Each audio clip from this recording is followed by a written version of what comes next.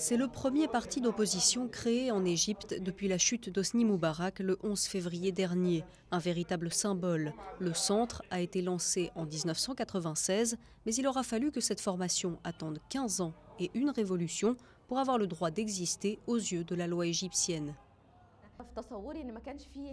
Je pense que rien n'empêchait le parti du centre d'exister depuis une quinzaine d'années, sauf que le parti national-démocrate confisquait toute la vie politique en Égypte et refusait de voir apparaître une vraie opposition.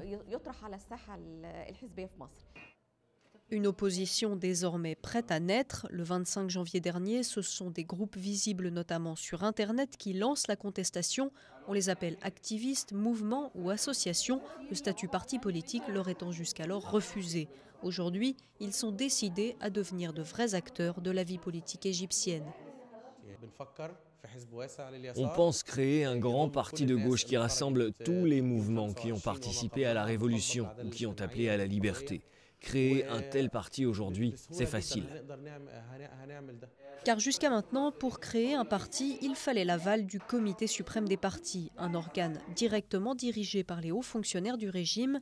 La constitution égyptienne doit bientôt être modifiée pour faciliter la création des partis, un changement qui devrait bouleverser le paysage politique du pays. C'est fini le temps d'un seul parti, un parti qui possédait la majorité des sièges au Parlement. Les jours qui viennent vont voir une explosion des partis politiques en Égypte et le parti numéro 1 n'aura plus que 15 ou 20% des sièges. Ceux qui pourraient pâtir de cette nouvelle donne sont donc les anciens partis d'opposition. Le WAFT ou le parti nassériste pourrait perdre le peu d'influence qui leur restait. Les frères musulmans, eux, ont l'intention de créer leur propre parti. Ils ont toutefois assuré ne pas avoir l'intention de présenter de candidat à la présidentielle qui doit se tenir dans 6 mois.